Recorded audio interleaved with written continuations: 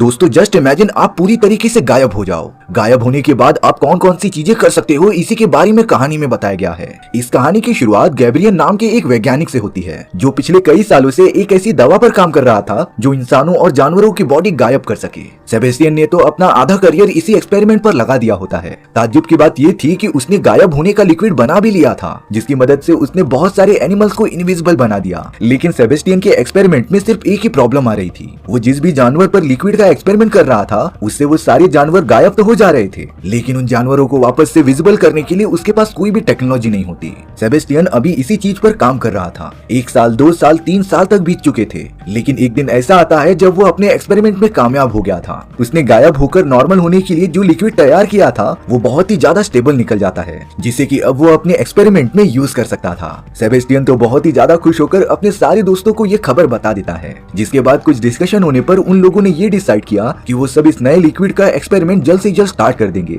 सबसे पहले सेबेस्टियन के साथी उस गोरिल्ला पर टेस्ट करते हैं जो पूरी तरीके से गायब हो चुका था। लिक्विड तैयार होने के बाद उस गोरिल्ला के बॉडी में वो लिक्विड इंजेक्ट कर दिया जाता है और अब गोरिल्ला के ऊपर धीरे धीरे उस लिक्विड का असर होना स्टार्ट हो गया था। उस गोरिल्ला की बॉडी तो अब दिखने भी लगी थी। सभी को लग रहा था कि ये एक्सपेरिमेंट सक्सेसफुल हो जाएगा, पर तभी अचानक गोरिल्ला की हार्ट बीट काफी तेज होना स्टार्ट हो जाती है। उसका तो ब्लड प्रेशर भी काफी ज्यादा बढ़ गया था। सभी लोग बहुत ही ज्यादा डर जाते हैं कि गोरिल्ला मारा ना जाए। लिंडा और मैथ्यू जो कि सेबेस्टियन के साथ काम करते थे, वो लगातार गोरिल्ला को शॉक देते रहते हैं। बहुत ज्यादा ट्राई करने पर थोड़ी देर बाद ही गोरिल्ला को होश आना स्टार्ट हो गया था और अब कुछ ही मिनटों में वो पूरी तरीके से स्टेबलाइज हो जाता है, जिसका मतलब ये था कि विजिबल करने वाली दवाई काम कर रही है। सभी लोग बहुत ही ज्यादा खुश हो गए थे कि गोरिल्ला अब दिखने लगा है। ये एक्सपेरिमेंट तो पूरा इतिहास ही बदल देगा, जो इंसानी दुनिया में किसी चमत्कार से कम नहीं। अब अगले दिन सेबेस्टियन गवर्नमेंट के एम्प्लॉइज के पास चला गया था। दरअसल गवर्नमेंट ने ही सेबेस्टियन और उसके बाकी दोस्तों को एक्सपेरिमेंट करने की परमिशन दी थी, जिसका मतलब ये था कि सेबेस्टियन गवर्नमेंट के लिए काम करता है। पर यहाँ सेबेस्टियन गवर्नमेंट के लोगों को झूठ बोलता है। उसने कहा कि अभी उसका एक्सपेरिमेंट कंप्लीट नहीं हुआ है और उसे थोड़ा और टाइम चाहिए। लेकिन सेबेस्टियन का एक्सपेरिमेंट तो सक्सेसफुल हो चुका था, पर फिर भी वो एम्प्लॉइज से झूठ बोलता है, जिसकी रिप्लाई में गवर्नमेंट एम्प्लॉइज कह रहे थे कि अगर तुमने जल्द से जल्द ये एक्सपेरिमेंट खत्म नहीं किया तब तुम्हारी जगह पर किसी और को रिप्लेस कर दिया जाएगा।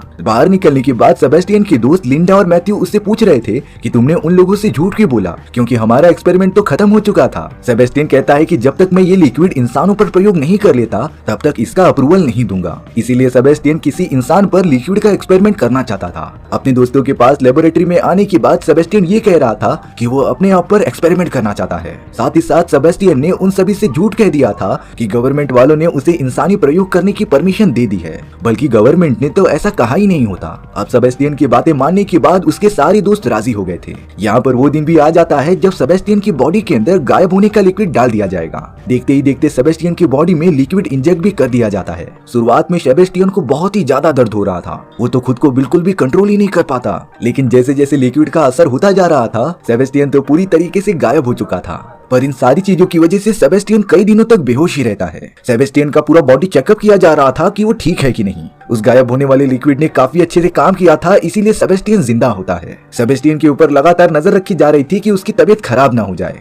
अब पूरे 3 दिन बीतने के बाद सभी ने ये डिसाइड किया कि सेबेस्टियन को वापस से विजिबल बना दिया जाना चाहिए। इसीलिए वो सब गायब हुए सेबेस्टियन के बॉडी में लिक्विड डालना स्टार्ट कर देते हैं, जिससे कि वो थोड़ी ही देर में वापस से विजिबल हो जाएगा। लेकिन ये सारी चीजें इतनी ज्यादा आसान नहीं होती। सेबेस्टियन के बॉडी में जैसे ही वो विजिबल होने वाला लिक्विड डाला जाता है, तब उसके बॉडी पार्ट्स अलग होना स्टार्ट हो गए थे। सेबेस्टियन को तो बहुत ही ज्यादा पेन हो रहा होता है। वो इस हालत पर आ गया था कि उसकी पूरी बॉडी खत्म हो जाएगी। लेकिन बुरी खबर ये होती है कि सेबेस्टियन विजिबल नहीं हो पाता। वो तो फिर से गायब ही हो गया था, जिसका मतलब ये होता है कि लिक्विड सिर्फ जानवरों पर ही काम कर रही है। उन्होंने ये सारी बातें गवर्नमेंट वालों को बताई नहीं थी, इसीलिए अब वो सब गायब हुए सेबेस्टियन के बॉडी पर कुछ लिक्विड टाइप का लगा देते हैं, जिससे कि वो सब सेबेस्टियन को देख सकें। जब थोड़ी देर बाद सेबेस्टियन होश में आता है, तब वो मैथ्यू पर बहुत ही ज्यादा चिल्लाने लगा था, क्योंकि पिछले कुछ दिनों से उसके ऊपर बहुत सारे एक्सपेरिमेंट किए जा रहे हैं, जिससे कि उसे बहुत ही ज्यादा पेन हो रहा है। साथ ही साथ इतने दिनों तक गायब रहने की वजह से सेबेस्टियन की मेंटल कंडीशन खराब हो चुकी थी। वो तो कुछ समझ ही नहीं पाता कि वो क्या करे। इसीलिए एक दिन वो बिना किसी को बताए लेबोरेटरी से भाग गया था। सेबेस्टियन तो सीधा अपने घर में चला जाता है, जहाँ पर वो अपनी एक बहुत ही ब्यूटीफुल पड़ोसन को दिख रहा था। सेबेस्टियन को तो हमेशा से उसके ऊपर क्रश होता है, इसीलिए अब सेबेस्टियन ने अपने ऊपर लगे मास्क को उतार दिया था, जिससे कि वो इनविजिबल होने के कारण किसी को भी दिखाई नहीं देता। सेबेस्टियन तो सीधा उसी पड़ोसन के फ्लैट में जाकर बेल बजाने लगता है। उस लड़की ने तो दरवाजा खोल दिया था, लेकिन सेबेस्टियन तो बिल्कुल भी दिखाई नहीं दे रहा था, इसीलिए वो चुपके से उस लड़की के घर में घुस जाता है। यहाँ पर सेबेस्टियन के इरादे ठीक नहीं लग रहे थे। वो तो उस लड़की के साथ बहुत ही ज्यादा जबरदस्ती करता है। यहाँ जब लिंडा को ये बात पता चली कि सेबेस्टियन लेबोरेटरी से भाग चुका है, इसीलिए वो सीधा उसके घर पर आ गई थी, जहाँ पर लिंडा ने देखा कि सेबेस्टियन ने अपने मास्क को निकाल कर यहाँ पर रखा है और वो अपने फ्लैट में मौजूद ही नहीं है। लिंडा समझ चुकी थी कि ये सारी चीजें बहुत ही ज्यादा डरावनी हो सकती हैं, क्योंकि सेबेस्टियन को कोई देख नहीं सकता था, इसीलिए वो जो चाहे वो कर सकता है। लिंडा अपने साथियों के पास आकर ये डिसाइड करती है कि वो गवर्नमेंट वालों को सब कुछ बता देगी, पर तभी अचानक सेबेस्टियन मास्क पहनकर उनके सामने खड़ा होता है। सेबेस्टियन कह रहा था कि वो तो सिर्फ घूमने गया था, लेकिन लिंडा और उसके बाकी साथी सेबेस्टियन की इस हरकत से राजी नहीं होते।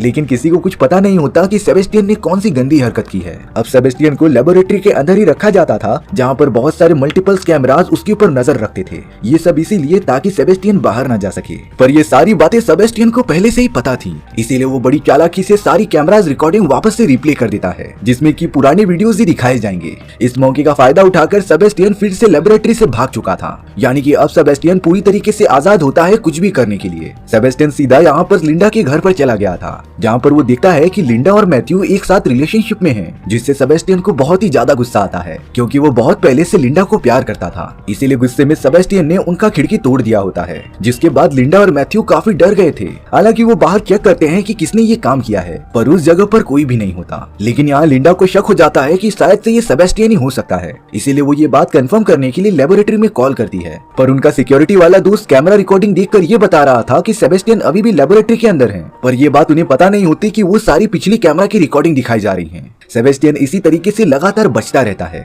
सेबेस्टियन जो कि पूरी तरीके से गायब हो सकता था, वो कुछ भी कर सकता है। अब एक दिन वापस लेबोरेटरी में आने के बाद सेबेस्टियन के बिहेवियर में काफी चेंजेस दिखाई देते हैं। वो तो मेंटली अनबैलेंस्ड हो चुका था। सेबेस्टियन ने तो गुस्से में आकर अपने लेबोरेटरी में रखे एक कुत्ते को जान से मार दिया था। जब ये सारी बातें वहाँ के स्टाफ को पता चली, तब वो लगातार ये पता करने के लिए कैमरा रिकॉर्डिंग चेक करने लगे थे। लेकिन सेबेस्टियन ने वहाँ पर भी चेंजेस करके अपनी सारी फुटेज हटा दी थी, जिससे कि उन्हें बिल्कुल पता ही नहीं चल पाता कि ये सारी चीजें कर कौन रहा है। यहाँ पर लिंडा जो अपने घर पर बैठी हुई थी, उसे ऐसा महसूस हो रहा था कि उसके आसपास कोई तो मौजूद है। लिंडा को एहसास तो हो गया था कि शायद से हो न हो ये सेबेस्टियन ही हो सकता है, इसीलिए अब लिंडा खुद लेबोरेटरी में जाकर सारी कैमरा रिकॉर्डिंग चेक कर रही थी, जिससे कि उसे पता चल जाता है कि ये सारी रिकॉर्डिंग्स पुरानी हैं, जिसे कि सेबेस्टियन ने चेंज किया था। लिंडा सेबेस्टियन के रूम में जाकर उसे टच भी करके दिखती है, तब उसे पता चला कि वो तो यहाँ पर है ही नहीं। इसीलिए लिंडा ने अपने दोस्तों के साथ मिलकर ये डिसाइड किया कि सेबेस्टियन के बारे में वो गवर्नमेंट को बता देंगे, क्योंकि सेबेस्टियन अपने इस एक्सपेरिमेंट का गलत फायदा उठा रहा है। लिंडा और मैथ्यू तो अपने सीनियर के पास ये सारी बातें बताने के लिए भी आ चुके थे। जब इस एक्सपेरिमेंट के बारे में उसके सीनियर को बात पता चली, तब वो बहुत ही ज्यादा गुस्सा होकर उन दोनों को ही प्रोजेक्ट से हटा देता है, और अब वो खुद सभी गवर्नमेंट एम्प्लॉय को बताने के लिए कॉल करने लगा था। लेकिन उस सीनियर के घर का टेलीफोन काम नहीं करता।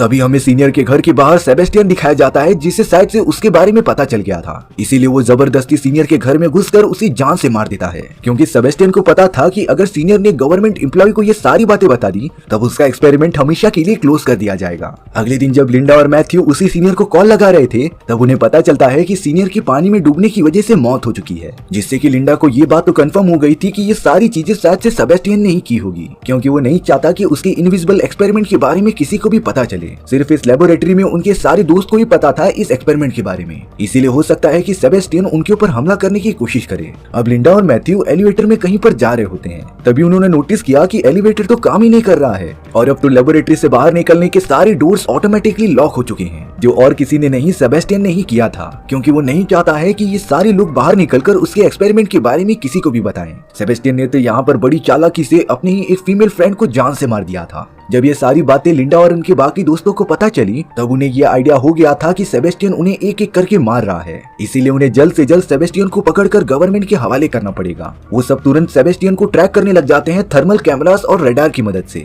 सेबेस्टियन भी इसी लेबोरेटरी के अंदर मौजूद था, लेकिन थोड़ी देर बाद उन्हें सेबेस्टियन की लोकेशन का पता चल जाता है, इसीलिए मैथ्यू और उसका एक दोस्त बॉब उस जगह पर सेबेस्टियन को पकड़ने के लिए चले गए थे।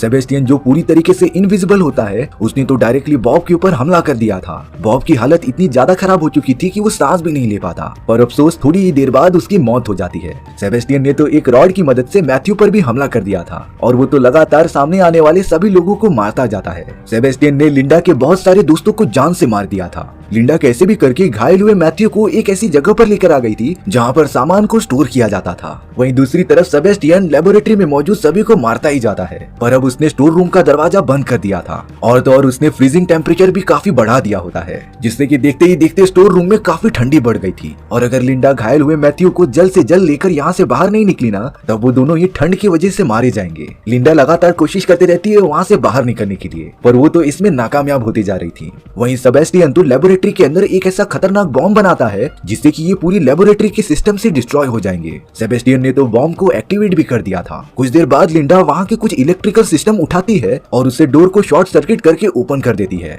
लिंडा ने तो कैसे भी करके मैथ्यू को बाहर निकाला और उसके सामने थोड़ी सी आग लगा दी जिससे कि मैथ्यू की बॉडी गर्म हो सके। लिंडा तो अब सेबेस्टियन को ढूंढने के लिए निकल पड़ी थी। लिंडा के हाथ में एक फ्लेम थ्रोअर होता है जिससे कि वो सेबेस्टियन को जलाने वाली थी। वहीं सेबेस्टियन तो एलिवेटर में कहीं पर जा रहा था। इससे पहले लिंडा फ्लेम थ्रोअर से फायर करके सेबेस्टियन को पूरा जलाने लग जाती है। लिंडा तो रुक ही नहीं रही थी, जैसे उसके ऊपर एकदम से खून सवार हो गया हो। सेबेस्टियन तो पूरी तरीके से जलने लगा था, लेकिन लिंडा उसके ऊपर फ्लेम थ्रोअर से फायर करने के लिए रुकती ही नहीं। पर अब वहाँ का वाटर अलार्म सिस्टम ऑन होने की वजह से सेबेस्टियन की बॉडी पर लगी सारी आग बुझ जाती है। हालांकि पानी गिरने की वजह से सेबेस्टियन थोड़ा सा दिखाई दे रहा था, पर फिर भी वो लिंडा पर भारी पड़ता है। सेबेस्टियन तो अपने पाव की मदद से लिंडा को जान से मारना चाहता था, इसीलिए उसने लगातार लिंडा के गले पर अपना पैर रखा ही होता है। देखने पर ऐसा लग रहा था कि लिंडा बच ही नहीं पाएगी, पर तभी अचानक मैथ्यू पीछे से आकर सेबेस्टियन पर हमला कर देता है, जिससे कि सेबेस्टियन नीचे गिरकर बेहोश हो गया था। मैथ्यू लिंडा को उठाता है और उसे वहाँ से लेकर जाने लगता है, लेकिन उन्हें जरा भी अंदाजा नहीं था कि सेबेस्टियन फिर से होश में आ चुका है, जो एक लंबी रॉड लेकर मैथ्यू के ऊपर हमला करने ही गया। तभी मैथ्यू उसे देखकर बच जाता है।